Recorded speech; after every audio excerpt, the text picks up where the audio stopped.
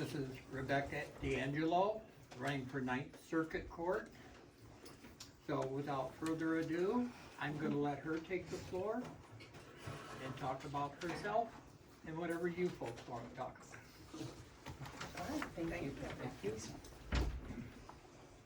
Please silence your cell phones. Amen. Yeah, no, thank you. Thanks. So good morning. My name is Rebecca D'Angelo, and I am running for Ninth Circuit Court for a judge position here in Kalamazoo County. I'm currently working here in Kalamazoo County as an assistant prosecuting attorney and have been doing so for a little over 7 years. Prior to that, I was an assistant prosecutor in Allegan County and then an assistant district attorney in Middlesex, Massachusetts.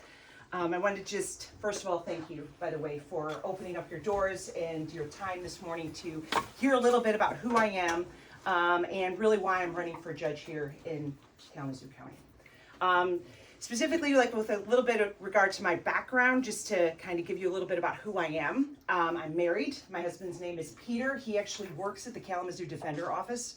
So you can imagine how that is in our house. I am a prosecutor and he is the defense attorney. Let's put it this way, we don't talk work much because we usually end up arguing because we're coming, of course, from two different perspectives. Although I do have to say, he brings such a great blessing to my house and to my life. That is my husband. He helps me as a prosecutor a little bit, think a little bit differently, especially when it comes to defense work and especially when we're talking about recidivism rates within our county. And then also I have to say he's a really good dad. We have 3 kids. So we have Gracie, who is 16, Ella, who is 15, and then Rocco, who is 14. And yes, it was crazy there for quite a while because they're literally all within 14 to 16 months of each other. It was a little nuts. The kids are at Kalamazoo Christian School. Back when the pandemic hit, like many families, and I'm sure many of you here experienced that too, there was a big quandary as to what do we do with our children with regard to our education and their education. And I was in a position where I'm considered an essential worker, so we worked pretty much throughout the whole pandemic because of course crime keeps happening, and frankly people needed to be in front of the judiciary and in front of the system in order to hear their cases. So we were at this situation where I had 3 kids. We were in the Mattawan public school system at that time, and unfortunately they weren't able to kind of get some stuff together, so we made what was probably one of the very best decisions we've ever made, and that was to move our kids to Kalamazoo Christian. We will forever be broke as a family, but it was very hard for them. I'll be honest, at that time I had a kid going into 9th grade, 8th grade, and 7th grade at the time, and they did not, of course, want to do any change, right? And I told them, I said, just trust me as your mom, and more importantly, just trust God. Because I always find when one door is closing that seems like horrible or something horrible is happening, he has something awfully great right around the corner. Yeah. And that's exactly what we experienced going to Kalamazoo Christian. We had looked at Kalamazoo Christian years ago, but we could just never afford it. But we decided that we were going to make that sacrifice. My mother, who is a huge proponent of Christian education, and my father, they helped, of course, with some of the tuition, and I have an uncle who loves them a lot too. So we were able to put them there. And then even after our first year, they loved it so much, they didn't even want to talk about going back. And so they're going to now finish out, of course, their career there.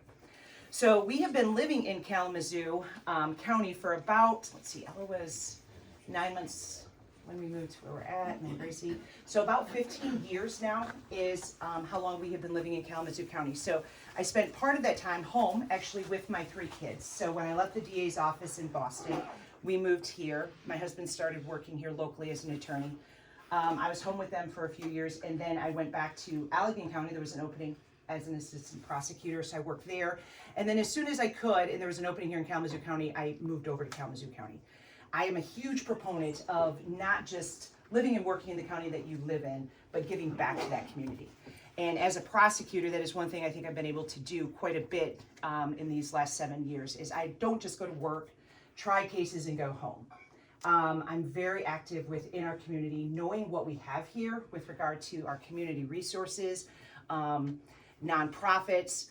All of that is, I think, a huge and key part of what I do as a prosecutor and also what I do as a citizen here in Kalamazoo County.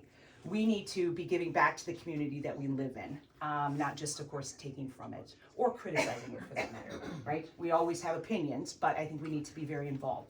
And I think that that's one thing that will set me apart from other candidates that are currently running for this spot.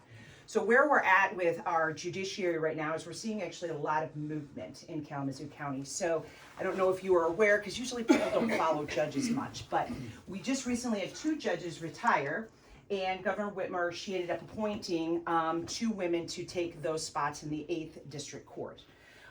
With that, we also now have for the 9th Circuit Court 2 other individuals who are retiring, and that is Judge Westra, he's 8th District. So it's Judge Lipsy as well as then Judge Gorsalitz.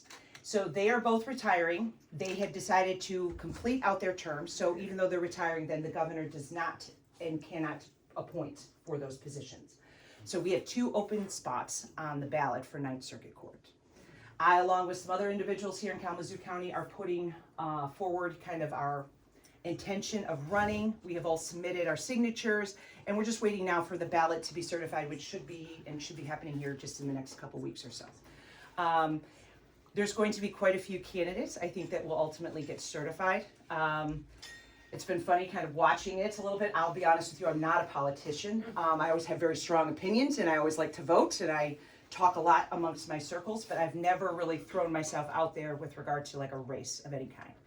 So I went into spring break, I wasn't gonna go, and there were 4 people running. So Ken Barnard, who is also from my office, he is a prosecutor.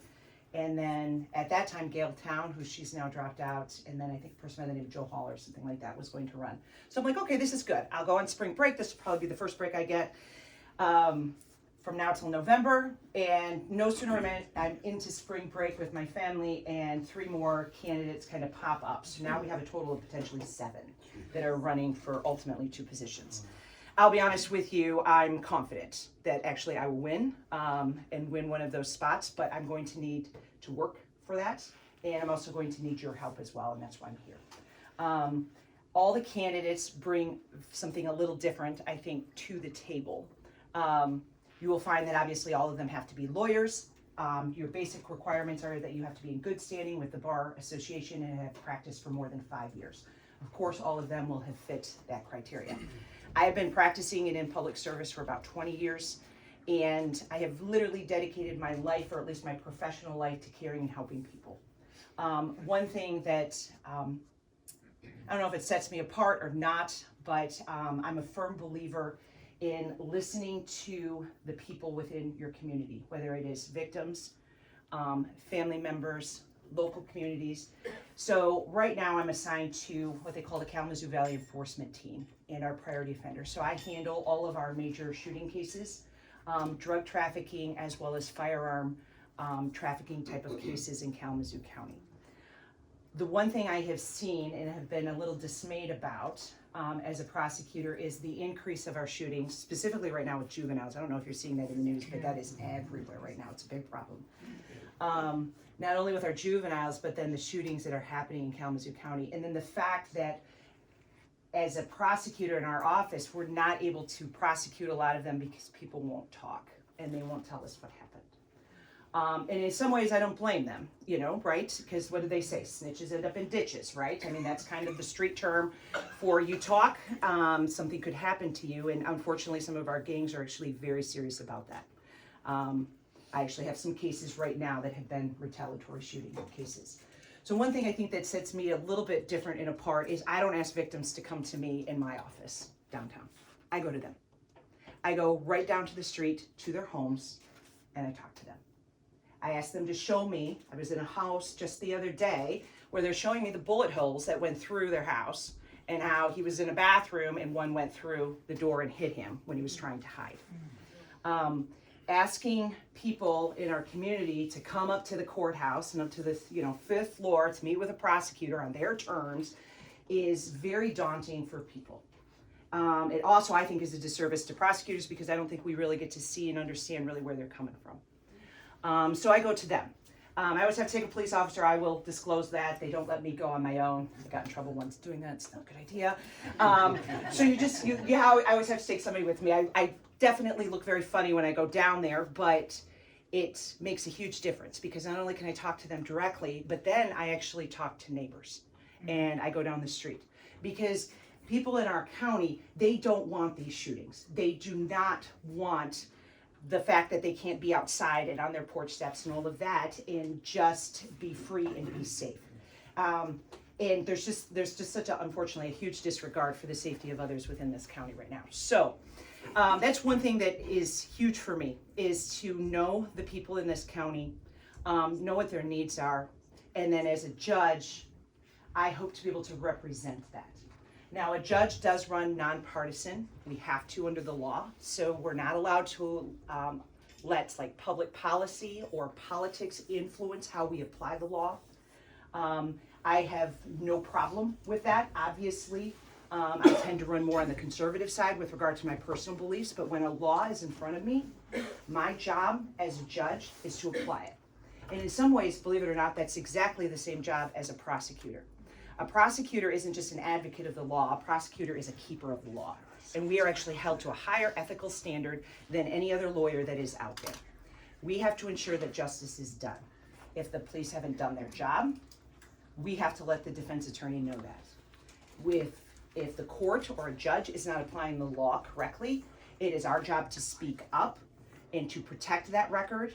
And if not, we get knocked back down on appeal.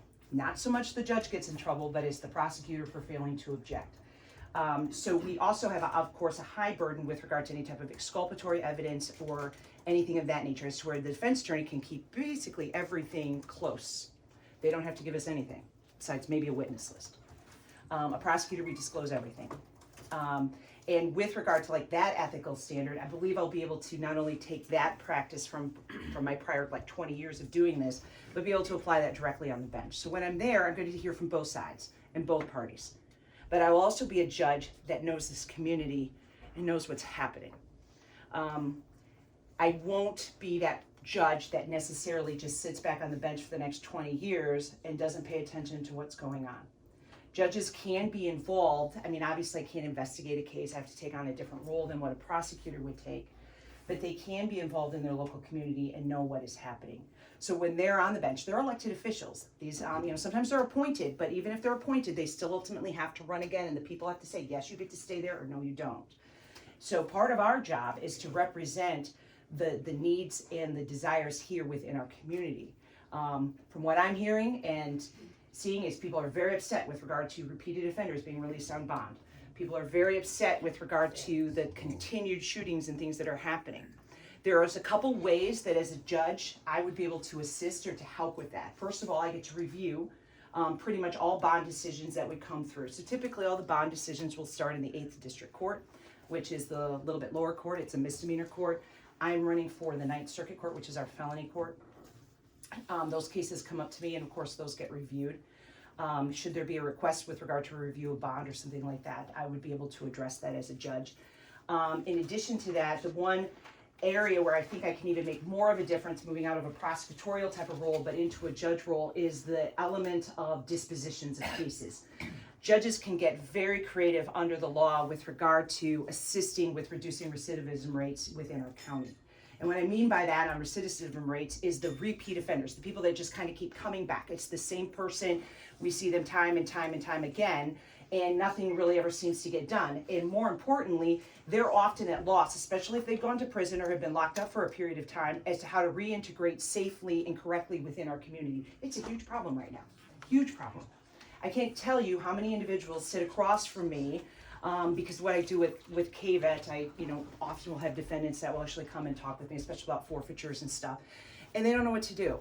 They've just gotten out, they're on probation, they're trying to find a job, but they can't find one because they're a convicted felon, and nobody will hire them, but yet they're being told, you need to get a job and you need to stay out of trouble, but they don't necessarily have a way to work. Well, we actually have programs within our county that address just that. They actually are willing to take that risk and hire convicted felons, not for $5, $10 an hour, $30 an hour. Give them benefits. Help them with getting like a driver's license, proper identification, correct and stable housing, and give them an avenue that, hey, you know what? Yeah, you made some mistakes in the past, but if you really want to change your life, here are the avenues to do so. Not, oh, let me hand you a brochure and go figure it out yourself. By knowing what's in our community, and hopefully I'll be able to share my education and knowledge with other judges.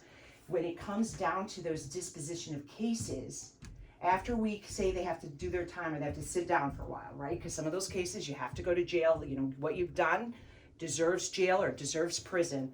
How do we help them reintegrate back into Kalamazoo County and then start making a change themselves and change their lives? Not all of them want to, I'll be honest. I've bumped into some that I could care less, but it's amazing to me how many want to, but have no idea how to do it. And I think that as a judge, that will be something that I will be able to offer the bench. Creative ways within the Michigan Department of Corrections, which is our MDOC, which typically reviews and controls all of our probation, creative ways to be able to help them reintegrate back into our county. And I can't tell you, being a prosecutor, I've looked at like 50 other million different which ways on how do we do this. Ultimately, personally, I believe we do it in the home. If we can change what's going on in the home, right, we can change what's coming out of the home with regard to our kids.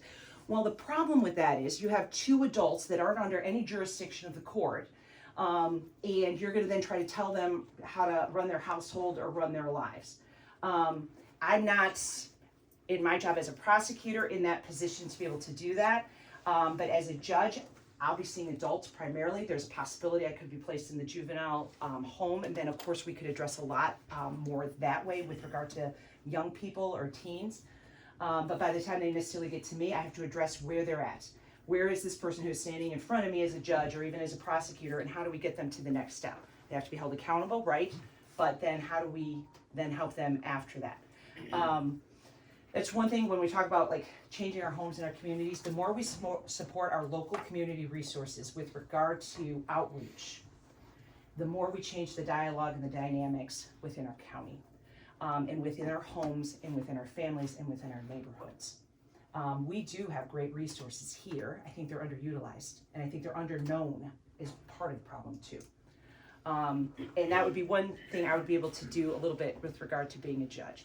So I have the qualifications. I have a tremendous amount of experience. You'll be able to see, if you'd like, my websites are live. You can look at all of that. I have a tremendous amount of like training in all different areas of the law. But what I think makes me separate and different is I care about the people in this county, and I want to see what is best for them. This isn't about me. It's not about some political agenda or anything like that. It's about meeting the needs of the people that are here. And I believe that I will be able to do that. And to be able to help our citizens. And I think that probably maybe sets me apart. And what I'm going to ask from you is word of mouth. So I don't know about you, but actually I think it's pretty awesome you're all here. Most people I talk to have no idea who judges are. Like, they have no clue. Like, even my friends in my neighborhood. Okay, so we're talking and they're like, oh yeah, I got my absentee ballot, and who is this person and who should I vote for, because I don't know who the judges are, right? So unless you're directly in front of a judge, so like if you're a business owner, for example, which, oh, by the way, I'll talk about that a little bit if you want to ask me about the business docket. I think we need to clean that up a little bit. But so unless you're a business owner and you have like a contract dispute or an employment dispute, or you've bumped in through the family division, right? Sometimes like a divorce, right? Child custody. And then of course there's the whole criminal aspect too, right? Even sometimes you challenge a speeding ticket or something like that. You might end up in front of a magistrate or something like that. But for the most part, people do not have a clue who the judges are. And I believe we, as judges, will do and make such a huge impact on our community. What we're doing in those rulings and those decisions ripple, like big time throughout the community. And it ripples with regard to recidivism rates, with regard to you name it. So I think it's important, and I thank you, by the way, for being here, that people actually are taking a little bit of time to figure out who the candidates are. Because I think judges have a very important role within our county. They can't obviously be partisan one way or the other. They don't make law. We don't do that. We don't legislate. We don't do any of that. We have to apply what is written within the confines of not only like case law and of course precedent. That's super important. So I thank you for that. So what I'm going to ask for you is that, first of all, I obviously hand out my literature, but to share it. If you touch, for example, 10 people and get your 10 close friends super excited about, hey, I met this woman and she's running for judge and I think she's going to do a great job. Not that I'm patting myself on the back, but like something along those lines, and be like, hey, can you share this with 10 of your friends? And by the way, if you want to sign, or so through my website, people will be able to basically drop in your address, and a sign will then show up on, or basically in your yard, within the correct time frames under the law. So each township has different rules with regard to when signs can go out into people's yards, and political signs you could start advertising. So although a person might sign up today, let's say if you live in Texas Township, you could sign up today, but the problem is it's only 30 days before the actual election that sign can show up in your yard. So no one would have to come and pick one up. And they have this really cool thing, an app. I don't know if you've ever heard of it now. Like you can literally scan where every one of your signs are, and then it shows you on a map, and then you can like go and pick them back up. So all they would have to do is just basically drop your address in, let me know that you would like a sign. I have teenagers now, so that's who I'm hiring this summer. And so those will just show up in your yard. And then within that time frame under the law of when they need to be removed, then we'll remove them and we can kind of put them back and forth. But if you can touch 10 people and ask your friends to share with 10, before we know it, we're going to be able to get information or my information out there as to who I am, what I stand for, as well as what kind of change I hope to be able to bring to the judiciary. So I would ask for your vote, obviously, and your support. So they say you all like to ask questions. Okay, so this is going to be interesting because in court, I ask all the questions. And I kind of, I don't want to say manipulate the dialogue, but maybe just a little. So now you get to actually do it to me, and I'm going to try not to buckle under the pressure here. So I guess we'll start here and we'll kind of go around the room. Yes.